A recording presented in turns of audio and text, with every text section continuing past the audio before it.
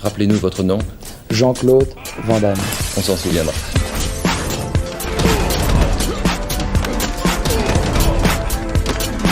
Van Damme Express.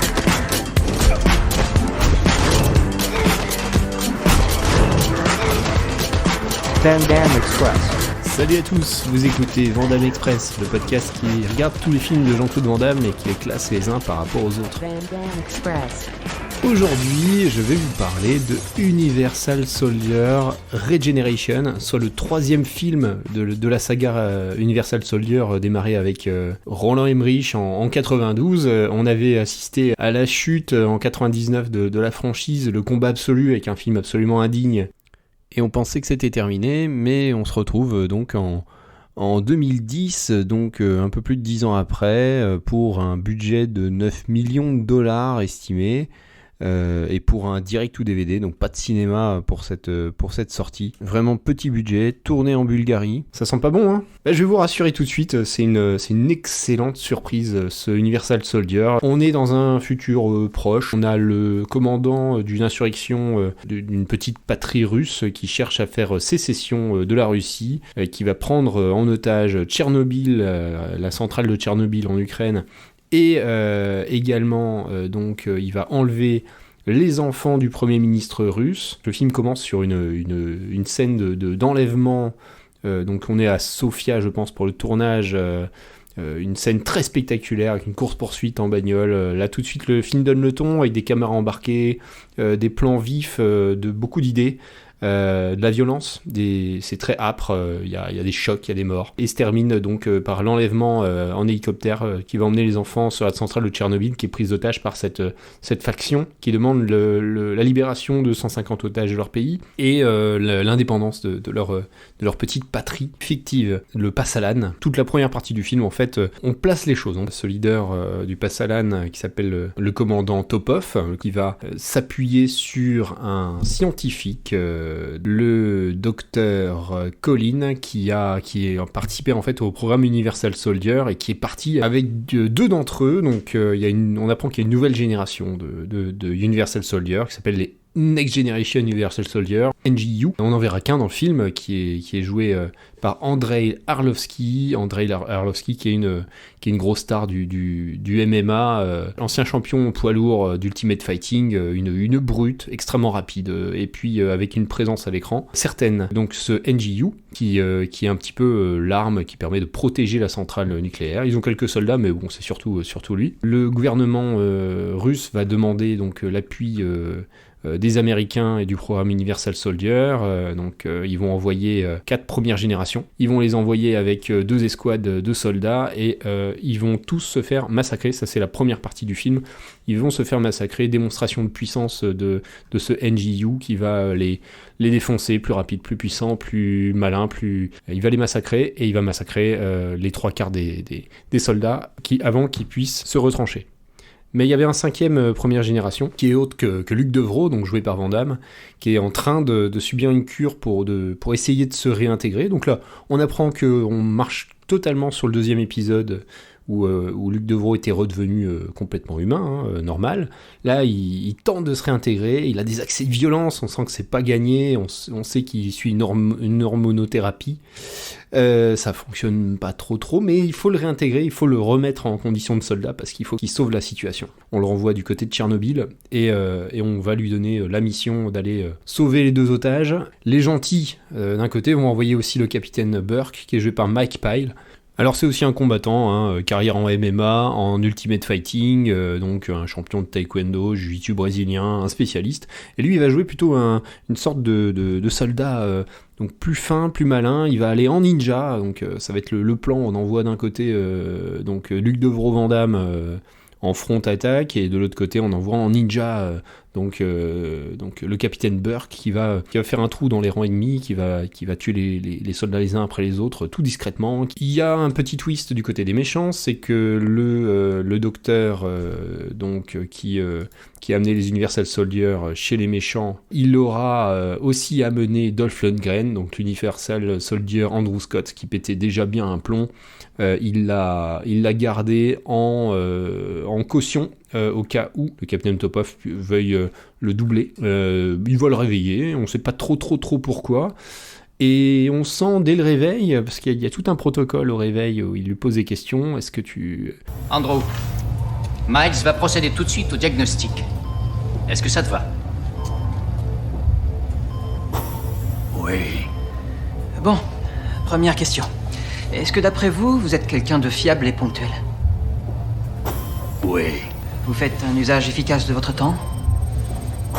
Oui. D'accord. Maintenant, les amis. Vos amis vous trouvent impulsif et imprévisible? Non. Vous aimez passer votre temps libre tranquillement dans une atmosphère familiale? Oui. Vous contemplez fréquemment la complexité de la vie? Oui. Andrew, tu as écouté la question? Andrew, écoute attentivement. Tu contemples fréquemment la complexité de la vie?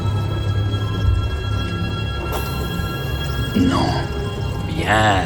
On sent que ça tourne pas rond. Effectivement, il va péter un plomb, il va massacrer le commandant Topov et le scientifique qui l'avait réveillé. Après leur avoir posé les mêmes questions, est-ce que bien sûr les réponses vont pas lui plaire, donc il va être pas content. Voilà. Bon, ça c'est le setting, parce que en fait, c'est un énorme film d'action qui tâche, le film n'a pas énormément de sens, le scénario n'a pas beaucoup d'intérêt, si ce n'est de mettre en scène des scènes d'action absolument époustouflantes et de mettre en place tout ce setting dans un décor fantastique pour 30-35 minutes de baston non-stop avec des cascades, des molosses qui s'affrontent, André Arlovski, Dolph Lundgren, Jean-Claude Van Damme, même Mike Pyle, on veut qu'ils se mettent sur la gueule, on est servi. Nous avons pu faire un réglage ADN complet de nos super soldats par injection. Le nouveau modèle était supérieur dans tous les compartiments physiques. Virtuellement, une machine à tuer. Une nouvelle génération d'Universal Soldiers, ou NGU, comme nous aimons les appeler. Je peux poser une question. Tu n'y es pas autorisé. Ça vous arrive de contempler la complexité de la vie? Ici, c'est pas toi qui poses les questions. Est-ce que c'est clair?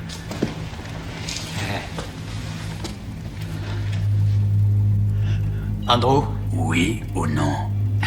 Andrew, tu es fatigué. Tu as eu une journée éprouvante.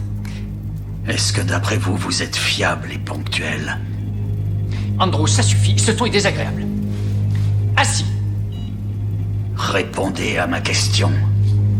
J'ai pas l'intention de... Non. Est-ce que ça va? Comment tu te sens? Tu as chaud? Tu veux peut-être que je te rafraîchisse? Réponds-moi, Andrew. Réponds à ma question. Vous répondez à ma question. Je n'ai pas l'intention... Andrew, je te demande de t'asseoir. Il faut que je t'aide. Bon, je vais te rafraîchir. S'il te plaît. Assieds-toi. Assieds-toi, c'est un ordre. Oh, arrête. Je vais m'occuper de toi. Vous savez Andrew, optimiser arrête. chaque instant pour être productif et de vous reposer. Andrew. Ce que vous faites vous plaît. Arrête, non, stop, arrête, non. Oui ou non? Vous pensez souvent à l'humanité et à sa destinée. Oui ou non? Qui je suis, moi?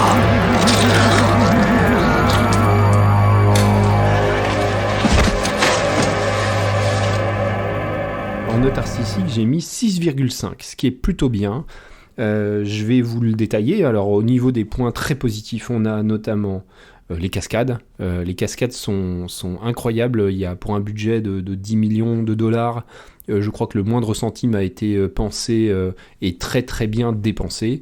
On a donc des effets pyrotechniques, des murs qui se démontent, des décors qui se défoncent, des explosions, tout ça est très bien réalisé, je dirais même. Il y a des idées. Derrière la caméra, c'est John Hyams. C'est pas n'importe qui, c'est le fils de Peter Hyams. Peter Hyams, on en avait largement parlé. Sudden Death, donc mort subite. D'autres films comme 2010, c'était un très bon réalisateur, c'était un très bon chef opérateur. Son fils, il a dû être sur les tournages de pas mal de ses films parce que il a vraiment du métier. C'est son deuxième film, il a fait surtout des documentaires, notamment sur le MMA, l'Ultimate Fighting avant, sur la boxe. Et donc là, il attaque son deuxième film et premier avec un budget un peu sérieux.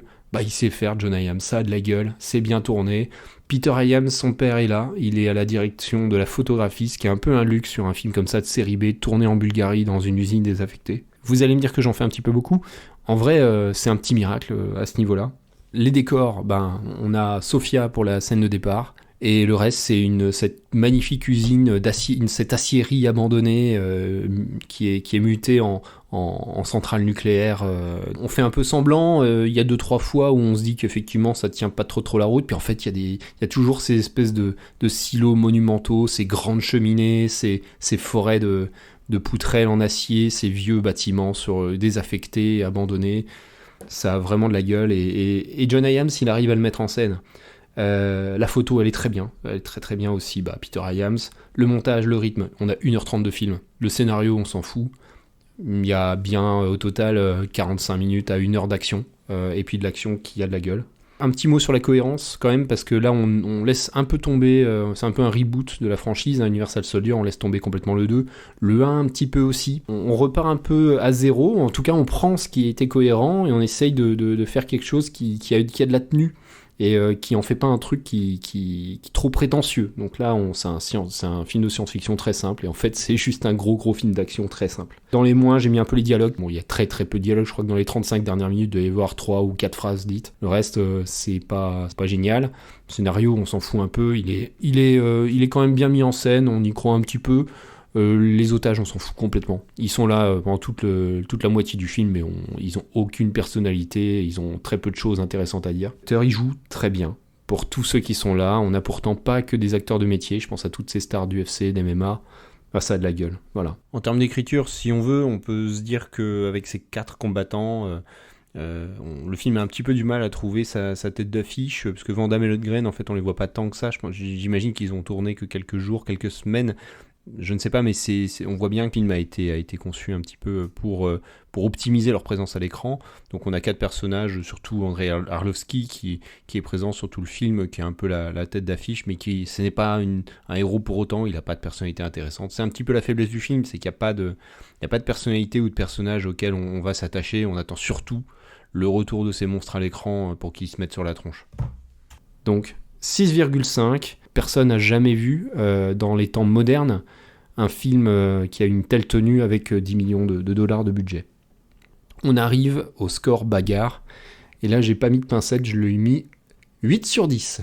Eh oui, 8 sur 10, c'est quasiment ce qu'on fait de mieux. En fait, il y a que Chasse à l'homme qui fait mieux. Il est ex-aequo avec Bloodsport à Kickboxer. J'ai hésité à lui mettre un petit peu plus, en fait. J'ai hésité à presque égaliser Chasse à l'homme. Je ne l'ai pas fait pour des raisons d'équilibre et d'esthétique. Pour autant, ça ne démérite pas. Alors là, c'est un gros film d'action. Si vous y allez pour les bagarres, pour l'action, vous en aurez pour votre argent. Les 35 dernières minutes sont incroyables. La scène de poursuite au début a déjà de la gueule. Après, on se dit, purée, c'est un peu série B, le scénar est un peu naze. Et puis ça part. Une fois que le setting est en place, ça part. Et alors là, c'est l'orgie. Donc je vous ai dit, c'était uniquement un setting pour mettre en place des bagarres. Bah ouais, parce qu'on a le droit d'abord à le capitaine Burke qui va venir en ninja, donc avec quelques combats assez sympathiques. Puis l'infiltration de Jean-Claude Van Damme, de Luc Devreau, qui est pas vraiment une infiltration au début. Il arrive en plein champ de bataille à mitrailler à droite à gauche, à éliminer l'adversité. Et puis après, il va rentrer dans un bâtiment, et là on a une séquence superbe. Avec pas mal de plans séquences, Luc Devreau va monter un étage, va se cacher, éliminer les soldats qui arrivent les uns après les autres. On se croirait un petit peu dans une séquence de jeux vidéo d'action, un peu comme dans les Street of Rage, le genre de séquence qu'on a vu un peu dans d'autres films également, comme je pense à Old Boy par exemple, de Park Chan-wook. Séquence super réussie et spectaculaire, et une belle présence physique de Van Damme. Le réveil de Dolph Lundgren, Burke, donc Captain Burke contre le UNJ, qui est déjà un combat bien sympa, bien brutal, mais qui est que l'échauffement. On a le droit après à Dolph Lundgren contre Jean-Claude Van Damme pour vraiment un combat d'anthologie brutal, violent. Ça dure 5-10 minutes, c'est très satisfaisant. J'avais pleuré toutes les larmes de mon corps à voir Blackwater, ce qu'ils avaient fait. Là, on a un combat qui est même supérieur à celui du premier Universal Soldier, très supérieur en termes de mise en scène, en termes d'impact.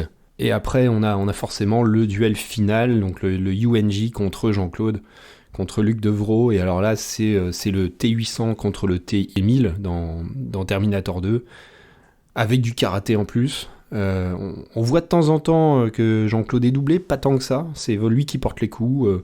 Je pense que quand on traverse des murs, quand on saute de 3 à 4 étages, on sent que c'est pas forcément lui.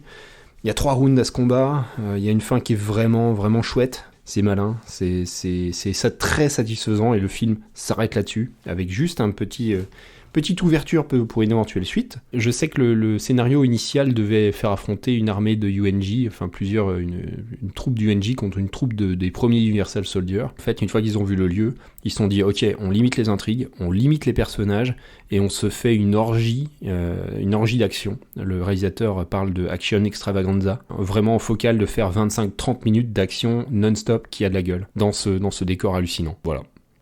J'espère que je vous ai donné envie de le voir.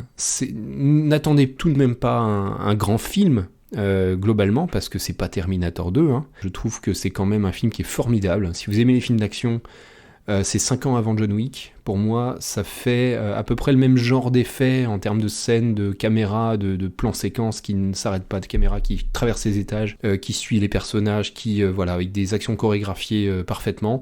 Ça me fait le même effet, 5 ans avant. Alors, c'est quand même dommage que ça soit un film, alors sans doute pour une franchise qui doit reconstruire une réputation. C'est dommage de passer à côté. Moi, je vous le conseille, Universal Soldier Regeneration, c'est le premier vraiment bon film de la saga. Ça lui fait un total, Universal Soldier Regeneration, de 7,3. C'est plutôt élevé, hein, 7,3, on est bien. On est 13e, on est sous-répliquant, au-dessus du grand tournoi. Je regarde les films de Peter Hyams. Peter Hyams, il a Time Cop, en 5e position, il a Mort Subite en 7e position, et il y a son fils qui vient caler Universal Soldier Regeneration en 13e position. John Hyams n'a pas fait grand chose depuis, il a fait je crois un film en 2020, il en a un autre à venir en 2022, et nous le retrouverons dans le 4e opus de Universal Soldier que maintenant je ne tremble plus d'attendre, je veux le voir, je veux voir ce qu'il a fait avec notamment Scott Adkins en renfort, je veux voir ça. On se retrouve dans 15 jours, le 35e épisode, un film qui est plus connu, plus classique dans la filmographie de Van Damme, fin des années 80. Est-ce qu'il sera classé au-dessus de ce Regeneration ? J'espère. J'y crois pas trop, mais j'espère. Allez, je vous salue, ciao. J'arrête pas de leur poser des questions. Ce que je veux, moi, c'est une réponse.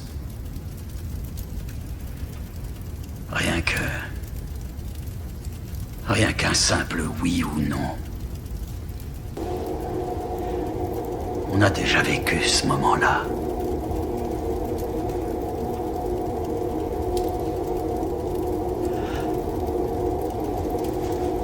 J'ai un boulot à terminer.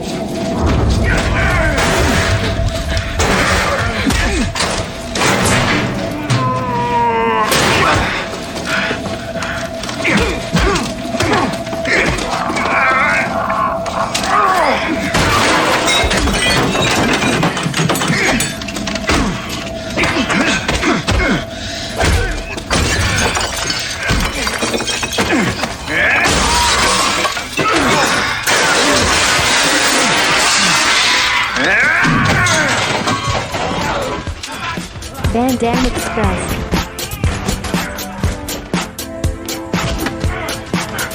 Van Damme Express.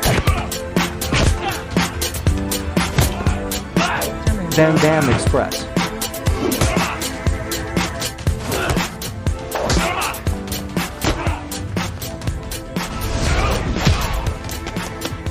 La route.